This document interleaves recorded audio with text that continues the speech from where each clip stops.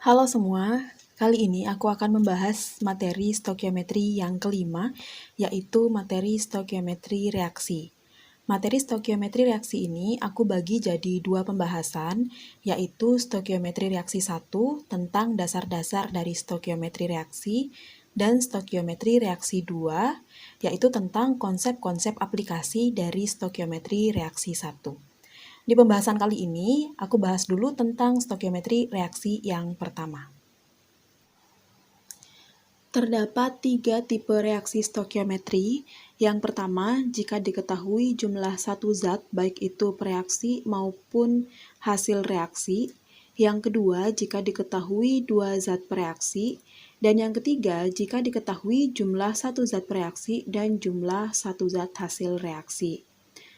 Untuk konsep-konsep yang digunakan dalam stokiometri reaksi, ini juga ada 3. Sebenarnya konsep ini sudah pernah dibahas di materi stokiometri yang sebelumnya, cuman sekarang di-review sedikit. Yang pertama, perbandingan mol sama dengan perbandingan koefisien. Jadi, mol zat yang pertama banding mol zat yang kedua sama dengan koefisien zat yang pertama banding koefisien zat yang kedua. Konsep selanjutnya, perbandingan volume sama dengan perbandingan koefisien. Konsep yang kedua ini dapat digunakan hanya jika semua zat yang terlibat dalam reaksi itu jumlahnya dalam besaran volume semua. Tapi kalau yang diketahui massa, kemudian volume, kemudian mol, jadi beda-beda kayak gitu, kita nggak bisa pakai konsep yang kedua. Untuk kasus seperti itu, kita pakainya konsep yang pertama. Untuk konsep yang kedua ini berarti volume zat yang pertama banding volume zat yang kedua sama dengan koefisien zat yang pertama banding koefisien zat yang kedua. Perhatikan ya syaratnya, semua besaran-besaran jumlah dari zat-zatnya itu harus dalam volume. Yang ketiga, massa total ruas kiri harus sama dengan massa total ruas kanan. Ini adalah hukum kekekalan massa. Oke, langsung aja kita bahas tipe reaksi yang pertama, yaitu jika diketahui jumlah satu zat. Misalkan terdapat reaksi A ditambah 2B menjadi 3C plus 4D. Diketahui zat D yang terbentuk adalah 3 mol. Nah, di sini berarti jumlah D-nya udah diketahui 3 mol. Berarti untuk menentukan jumlah zat-zat lain dalam reaksi, ini kita bisa menggunakan D sebagai pembanding dengan menerapkan konsep perbandingan mol sama dengan perbandingan koefisien.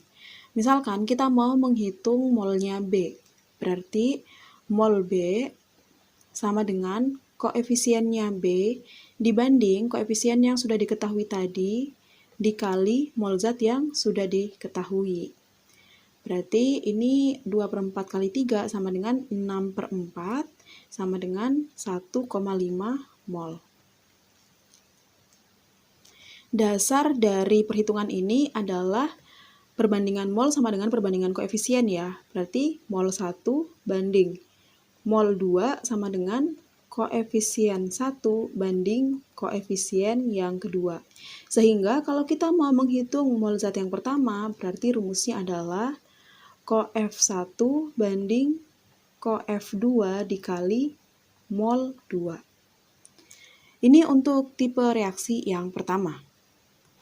Untuk tipe reaksi yang kedua, jika diketahui 2 zat bereaksi, maka pembanding yang digunakan adalah pereaksi pembatas. Nah, pereaksi pembatas ini adalah zat yang habis bereaksi. Dalam suatu reaksi kimia, reaksi-reaksi itu tidak selalu habis bereaksi, ada kalanya bersisa. Nah, yang digunakan sebagai pembanding hanya zat yang habis atau reaksi pembatasnya. Reaksi pembatas ini ditentukan dengan cara menghitung mol dibagi koefisien zat yang nilainya terkecil dibanding reaksi-reaksi lain. Itu disebut sebagai reaksi pembatas. Contoh, misalkan di sini ada reaksi A ditambah 2B menjadi 3C. Diketahui A-nya 2 mol, kemudian B-nya juga 2 mol. Maka untuk menentukan molnya C, berarti kan kita harus membandingkan C dengan reaksi pembatasnya. Jadi tentukan dulu mana yang merupakan reaksi pembatas antara A dan B. Untuk A, mol dibagi koefisien sama dengan 2, yang B, mol dibagi koefisien sama dengan 1. Nah, karena nilai mol dibagi koefisien B ini terkecil, berarti yang B ini bertindak sebagai reaksi pembatas. Sehingga untuk menghitung molnya C, kita bisa menggunakan rumus koefisien C dibanding koefisien dari reaksi pembatasnya, yaitu B, dikali mol reaksi pembatas. Sehingga diperoleh molnya C sama dengan 3 mol. Nah, untuk menentukan berapa jumlah zat yang terbentuk, yang sebelah kanan ini, itu nggak usah pakai MRS. Jadi langsung aja bandingkan molnya dengan reaksi pembatas. Tapi kalau yang ditanyakan adalah berapa zat yang bersisa, berarti kita harus menggunakan MRS. Contohnya masih reaksi yang sama, jadi ini A ditambah 2B menjadi 3C, yang A-nya 2 mol, B-nya 2 mol. Yang ditanya berapa jumlah zat sisa. Nah, kan pertama kita udah hitung kalau B ini sebagai pembatas. Artinya B pasti habis bereaksi. Yang bersisa pastinya A. Nah, untuk menentukan berapa jumlah zat sisa, berarti kan harus ditentukan dulu mula-mula reaksi dan sisa. Jadi ini adalah jumlah mula-mula, kemudian R, kemudian S, yang bereaksi dan yang bersisa. Untuk produk, awalnya ini belum terbentuk. Nah, karena B-nya reaksi pembatas, berarti kalau mula-mulanya 2 mol, yang bereaksi juga 2 mol, karena harus habis di akhir reaksi.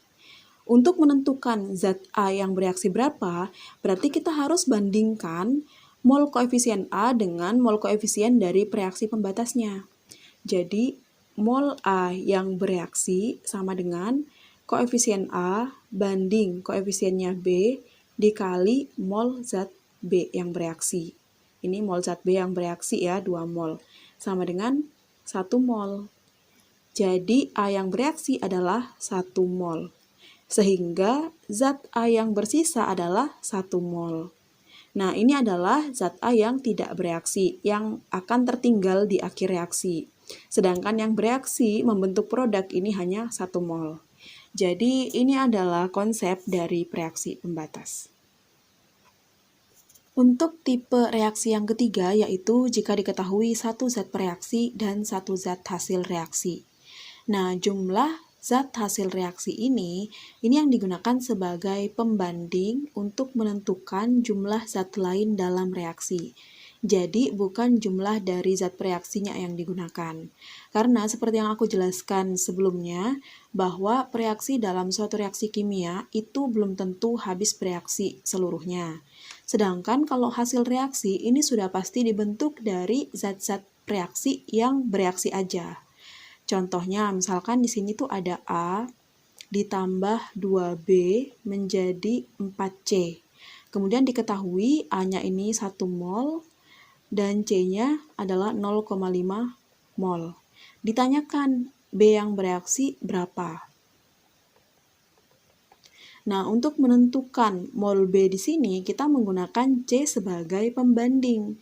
Karena 0,5 C yang terbentuk itu sudah pasti dihasilkan dari reaksi-reaksi yang sudah bereaksi, sedangkan 1 mol A di sini belum tentu 1 molnya ini bereaksi semua. Sehingga pembandingnya adalah menggunakan C. Jadi perhitungan untuk menentukan mol B adalah mol B sama dengan koefisien B dibanding koefisien dari zat reaksi yang sudah diketahui dikali mol zat reaksi yang sudah diketahui. Diperoleh mol B-nya sama dengan setengah kali setengah ya, berarti 1/4 mol atau 0,25 mol B. Jadi ini pembahasan untuk tipe reaksi yang ketiga.